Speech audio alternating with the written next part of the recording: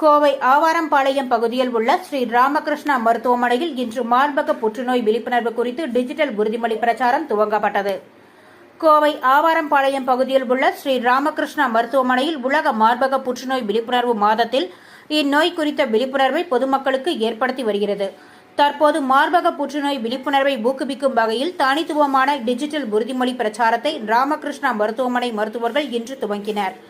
இதுகுறித்து செய்தியாளர்களிடம் கூறிய ஸ்ரீ ராமகிருஷ்ணா புற்றுநோய் மற்றும் ஆராய்ச்சி மைய இயக்குநரும் மருத்துவருமான குகன் கூறும்போது, மார்பக புற்றுநோய் இந்தியாவில் நகர்ப்புறங்களில் உள்ள பெண்களிடையே மிகவும் பொதுவான புற்றுநோயாக உள்ளது.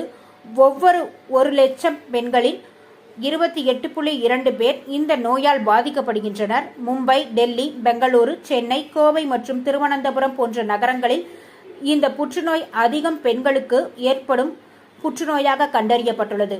இதில் நன்கு படித்த மக்களிடையே கூட மார்பக புற்றுநோய் பற்றிய விழிப்புணர்வு மிகவும் குறைவாக உள்ளது என தெரிவித்தார்.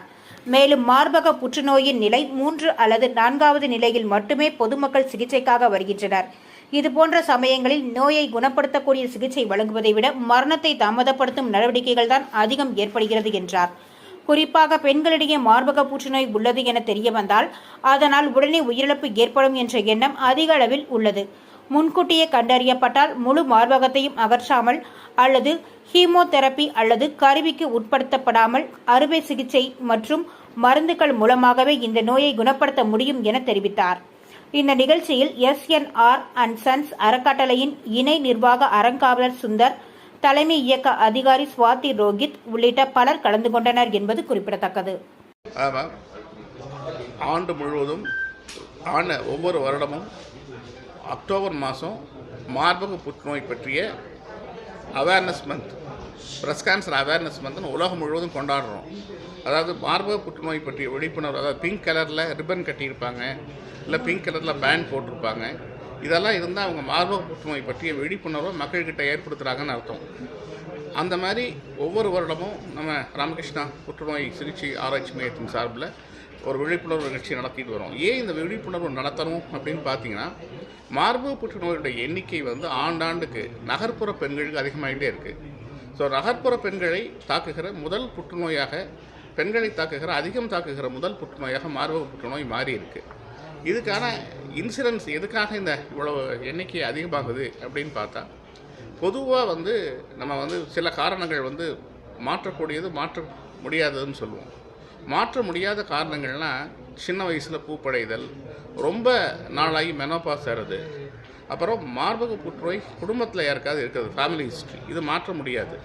மாற்றக்கூடியது என்ன அப்படின்னு பார்த்தீங்கன்னா, ஒரு 30 வயசுக்கு மேலே திருமணம் பண்ணிக்கிறது, 30 வயசுக்கு மேலே முதல் குழந்தை பெற்றுக்கொள்ளுது, கருத்தடை மாத்திரை உட்கொள்ளுதல், ரெண்டாவது எக்ஸசைஸ், லேக் ஆஃப் எக்ஸசைஸ், அதிகமான கொழுப்பு உணர்வு, fat intake, alcohol intake, smoking, இதெல்லாம் தான் நமக்கு மிக நகர்ப்புற பெண்களுக்கு ஒரு முக்கியமான காரணமாக காணப்படுகிறது. ஸோ எக்ஸசைஸ் பண்ணுறது, lot of green vegetables and fruits சாப்பிட்றது, ரெண்டாவது 20 வயசுக்கு மேலே பெண்கள் மார்பக சுய பரிசோதனை பண்ணிக்கிறது, 30 வயசுக்கு அப்புறம் ஒரு டாக்டர் மூலமாக, அதாவது ஒரு கிளினிக்கல் பிரஸ்ட் எக்ஸாமினேஷன் பேர், ஒரு மருத்துவர் மூலமாக மார்பகத்தை பரிசோதனை செய்து கொள்வது, 40 வயசுக்கு மேலே அவங்க ஒரு அல்ட்ராசவுண்டோ ஒரு மேமோகிராமோ பண்ணிக்கிறது. இப்படி பண்ணாலே நம்ம மார்பக புற்றுநோயை ஆரம்ப நிலையில் கண்டுபிடிக்க முடியும். இன்றைக்கி 70% மார்பக புற்றுநோய் அமெரிக்காலெலாம் மேமோகிராமில் தான் கண்டுபிடிக்கிறாங்க. ஆனால் நம்ம சிவிலைசேஷனில் மற்ற இதெல்லாம் பேசுகிறோம், நாகரிகம் ட்ரெஸ்ஸில் பேசுகிறோம், உணவில் பேசுகிறோம். ஆனால் ஹெல்த் பொறுத்தளவில் அப்படிப்பட்ட ஒரு அவேர்னஸ் நமக்கு வரணும். ஏன்னா மார்பக புற்றுநோய் ஆரம்ப நிலையில் ஒரு மேமோகிராம் மூலமாக கண்டுபிடிச்சா அவங்களுக்கு அறுவை சிகிச்சை மட்டுமே போதுமானதாக இருக்கும். கீமோதெரப்பி, ரேடியேஷன், இது போன்ற சிகிச்சை முறைகள்லாம் தேவைப்படாது, அவங்களுக்கு சைட் எஃபெக்ட்ஸ் இருக்காது.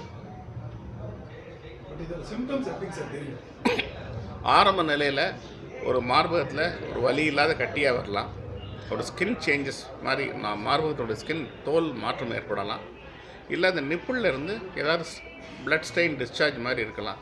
ஆனால் இவையெல்லாம் இருந்தால் கண்டிப்பாக மார்பக புற்றுநோயாக தான் இருக்கணும்னு இல்லை.